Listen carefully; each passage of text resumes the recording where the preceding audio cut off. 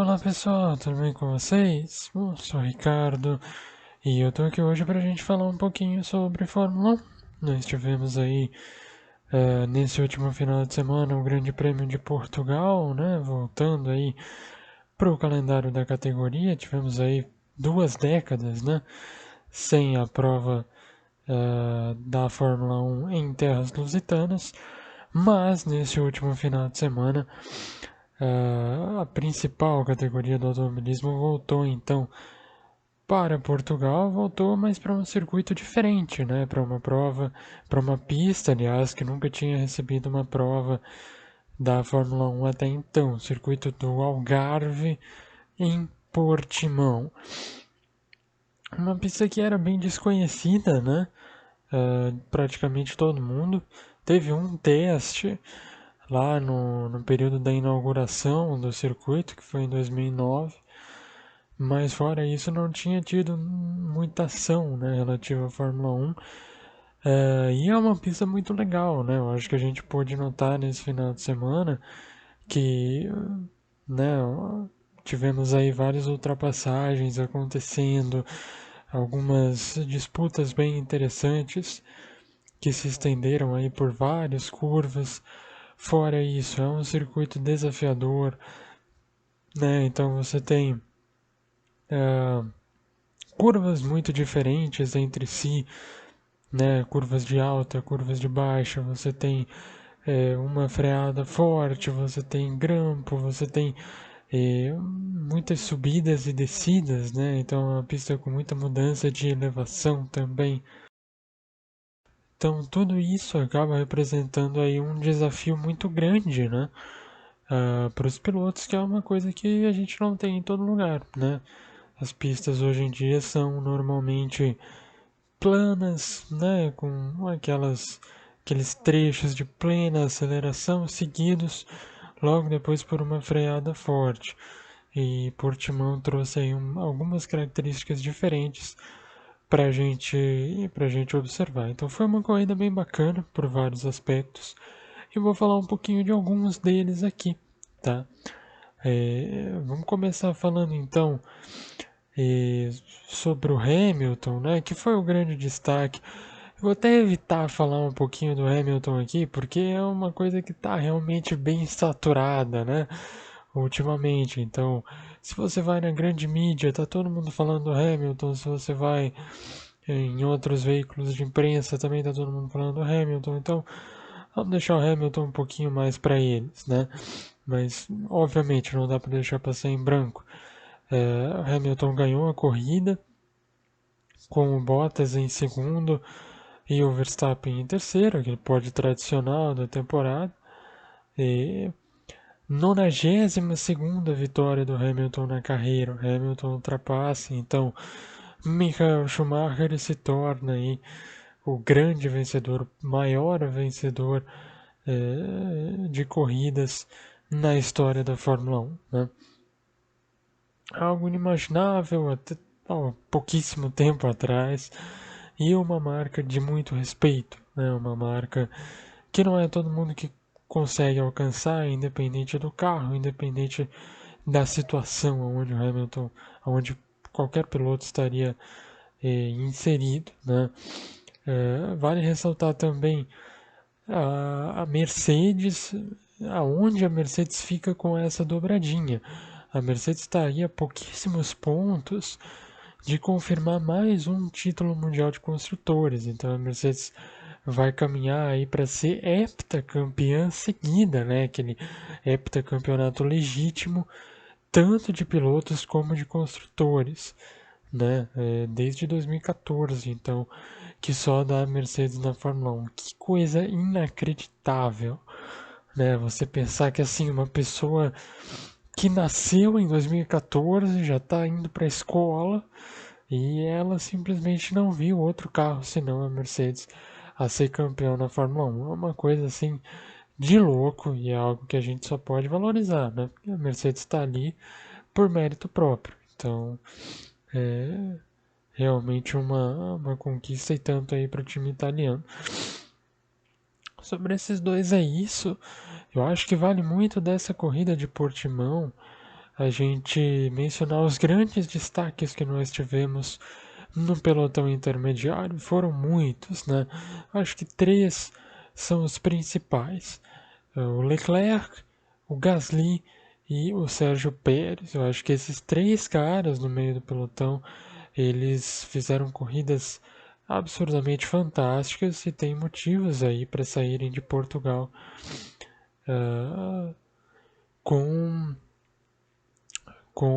só com pontos positivos aí para levarem para casa, né? Então vamos falar por ordem de chegada, né? Quem chegou primeiro, então, foi o Leclerc.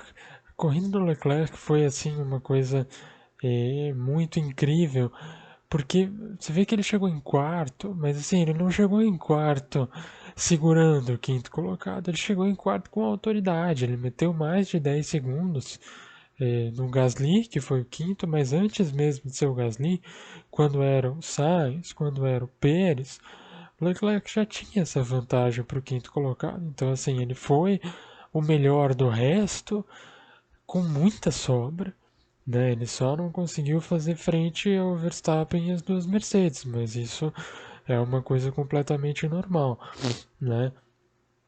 Então, a corrida do Leclerc foi muito boa. Eu comentei no texto, né, que a gente não sabe exatamente qual que é o lugar da Ferrari, porque você não tem um ponto de comparação, né?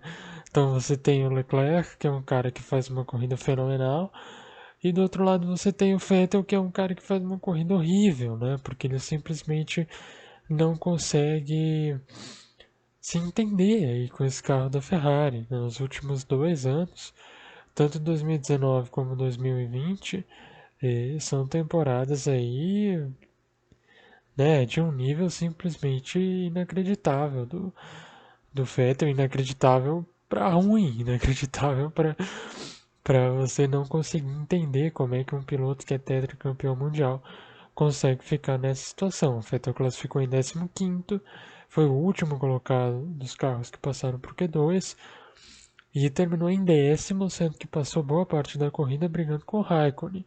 Raikkonen que está com a Alfa Romeo, né? Que funciona aí como se fosse uma equipe B da Ferrari.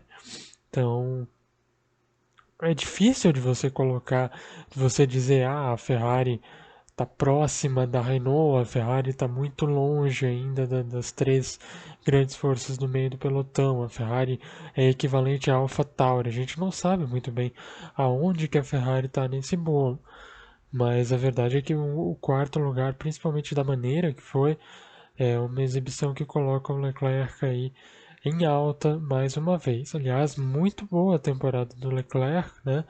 Se a gente pensar que ele está em quinto no Mundial de Pilotos, a pouquíssimos pontos atrás do Ricciardo, né? Que tem uma Renault em mãos, tem 2 pódios já, tem aí alguns quartos lugares.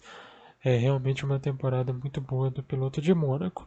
E outro cara que faz uma temporada irrepreensível é o Pierre Gasly. E aí você não tem o que falar assim da temporada do Gasly, né? Tudo bem, teve, acho que foi Mugello, né, que ele acabou se envolvendo num acidente que dá para questionar, mas, né, erros acontecem. O que o Gasly faz com essa AlphaTauri é uma coisa assim de outro mundo. Terminar na quinta posição, terminar na frente de todos os carros da Renault, da Racing Point e da McLaren, que são as grandes potências aí do meio do pelotão, é uma coisa para você tirar o chapéu, né? E não é a primeira vez que o Gasly faz isso. O Gasly já fez isso algumas vezes nesse ano de 2020. Terminou em quinto, né? Foi muito bem no começo da corrida. Eu acho que o grande destaque do domingo do Gasly vai para o primeiro stint dele. O primeiro stint dele com os pneus macios foi muito forte, porque ele começou a passar uma galera que estava de pneus médios, sendo que o pneu médio era o pneu da durabilidade. Era o pneu que no primeiro stint seria melhor você usar. Então, se você largasse de médio, em teoria você estava num bom caminho. E o Gasly largou de macio, você estava passando gente que estava com pneu médio, naquela altura, né? Então o primeiro stint do Gasly foi talvez determinante para colocar ele na posição que ele ficou, né? Numa posição de ataque ali, até as voltas finais. E obviamente ele foi muito competente também com os pneus macios, se manteve ali no mesmo ritmo do Sainz e do Ricciardo, né, que estava na frente no início. Ricciardo parou muito cedo, acabou caindo algumas posições, mas enfim, grande resultado então do Gasly. Óbvio, né? A gente falando de Gasly sempre vai cair naquele enigma lá de o Gasly precisa voltar para Red Bull. Eu não sei, né? Cara, eu acho que nesse momento não tem como você dizer que ele não tá merecendo pelo menos uma chance, né? Porque o que o álbum tá fazendo, o álbum foi um dos pontos negativos desse final de semana, se não o maior ponto negativo. Teve o Stroll, que teve uma corrida muito ruim também, mas não, o álbum simplesmente não conseguiu fazer nada, não foi lugar algum durante o domingo. E o Gasly praticamente corrida após corrida ele faz mais do que esse carro da AlphaTauri entregaria. Então, não dá para saber o que o Helmut Marko vai decidir, porque ele é um cara meio doido, mas o que dá pra gente engrandecer e enaltecer é o desempenho do Gasly, né? E para fechar então esse bloco e fechar também o nosso vídeo, vamos falar do Sérgio Pérez. Não, o Sérgio Pérez foi uma pena o que aconteceu no final da corrida, porque o Pérez era para ter terminado em quinto, né? Só que o que aconteceu foi que ele, na segunda parada dele, ele acabou botando o pneu errado, né? Ele botou o pneu macio, quando na verdade ele deveria ter colocado o pneu médio. O pneu macio não funcionou muito bem nesse Grande Prêmio de Portugal. E aí ele acabou ficando sem pneu nas voltas finais e o Gasly e o Sainz alcançaram ele.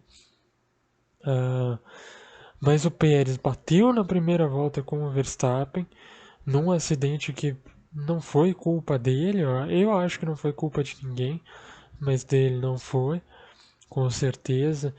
E caiu para a última posição, tava lá, parecia que não ia ir a lugar algum, né? Muito tempo longe atrás até do penúltimo. Acabou fazendo uma parada cedo, trocando para os pneus médios, né, que eram os pneus bons do final de semana. E começou a andar muito rápido, né? Rapidamente chegou ali no pelotão, foi passando aqueles carros mais fracos, aqueles carros do fim do grid, e quando todo mundo parou, ele voltou lá para cima, voltou para o quinto lugar. Voltou para o quinto lugar, parou, fez a segunda parada e conseguiu voltar na quinta posição. Então, o que o Pérez fez, a maneira como ele lidou com esses pneus médios, o bom rendimento que ele conseguiu com eles, e foi uma coisa assim fantástica, né? Um dos grandes pontos aí dessa corrida. Uma pena que ele tenha escolhido o pneu errado no final e tenha perdido um pouquinho aí das posições que ele merecia ter ganho. Mas enfim, ainda assim, né? Conseguiu somar bastante pontos aí para a equipe Racing Point, que está na briga aí pelo terceiro lugar no Mundial de Construtores, a melhor briga, né, que a gente tem para essas últimas corridas. Está meio claro aí para onde vão os títulos já, né? Mas enfim, galera, por hoje é só, então. Eu volto já na semana que vem. A gente tem corrida nesse final de semana de novo. O Grande Prêmio da Emília-Romanha, que vai acontecer no circuito de Imola, né? No Autódromo Enzo e Dino Ferrari. O Grande Prêmio que foi o Grande Prêmio de San Marino por muito tempo, mas que nesse final de semana vai ser o Grande Prêmio da Emília-Romanha, que vai ter um formato diferente, né? A gente vai ter só um treino livre de 1 hora e 30 minutos no sábado. Vamos ficar de olho então para ver como vai ser essa corrida. Promessa que seja um final de semana bem agitado aí para a gente acompanhar. Um abraço então para todo mundo e até a próxima.